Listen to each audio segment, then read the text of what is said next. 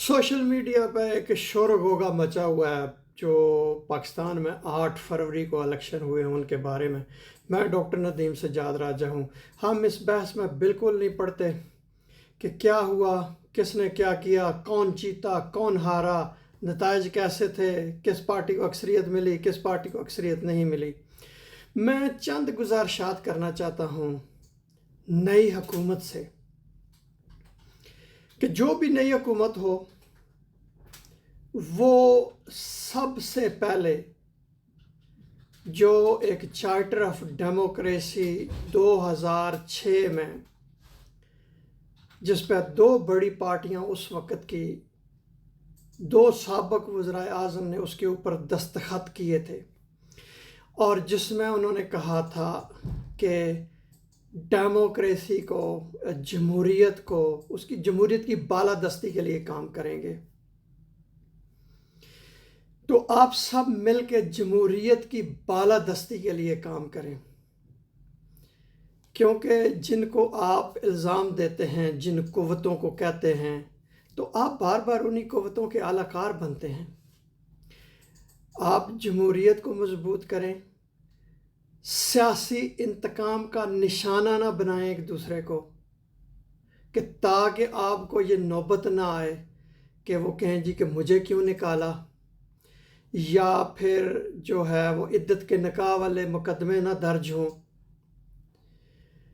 सबसे पहला काम ये आप करें कि जमहूरियत की बालादस्ती के लिए काम करें। उसके बाद जितने भी सियासी कैदी हैं पूरे मुल्क में, देखें ये इंतकाम की सियासत हम शुरू से देख रहे हैं कि हर एक पार्टी जो भी हुकूमत में आती है वो जो उसके मुखालफिन होते हैं उन पर नाजायज़ मुकदमे बनाते हैं, पता नहीं क्या क्या लेके आते हैं उनके ख़िलाफ़। पाकिस्तान की अदालतों का तो खैर आपको पता है कि तारीख़ पे तारीख़ चलती रहती है। तो जो मुकदमे हो जाते हैं तो उनका फ़ैसला तो होता कोई नहीं, पता नहीं चलता कौन सच्चा है कौन झूठा है। साबका सदर जरदारी साहब 11 साल जेल में रहे, उसके बाद बाइज़्ज़त उनको बाहर निकाला, तो हमें पता ही नहीं चलता कि क्या हो रहा है। सियासी इंतकाम का निशाना बंद कर दें, लोगों को बनाना, अपने मुखालफिन को ख़ास तौर पर। फिर देखें ना, जब पिछली हुकूमत थी तो जो उससे पिछली हुकूमत जो उनकी अपोजिशन थी उनको जेलों में डाला जा रहा था, मुल्क से भगाया जा रहा था, ये कर रहे थे वो कर, और जो उस वक़्त ये सारा कुछ झेल रहे थे तो वो कह रहे थे कि आप उतना करें कि जितना कल आप बर्दाश्त कर सकें।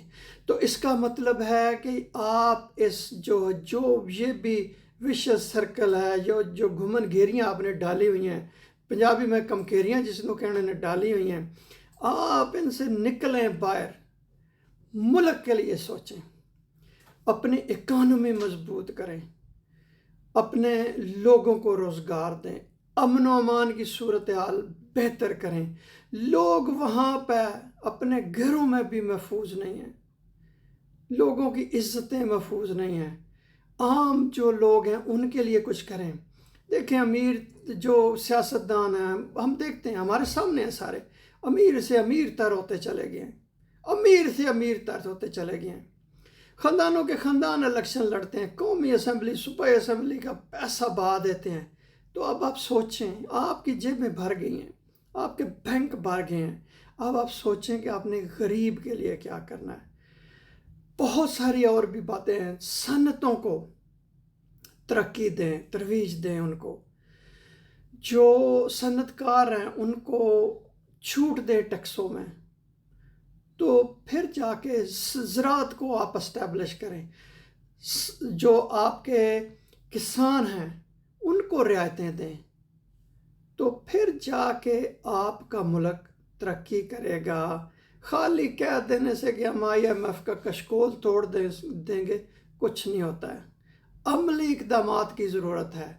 सब कुछ भूल जाएं, जैसे भी आपको हुकूमत मिल रही है सब कुछ भूल जाएं, और जिनको नहीं मिली वो सड़कों पर जाने की बजाय जो है ना मिल के बैठ के काम करें, ताकि एक आम बंदे की ज़िंदगी बेहतर हो सके। बहुत शुक्रिया ये वीडियो देखने का।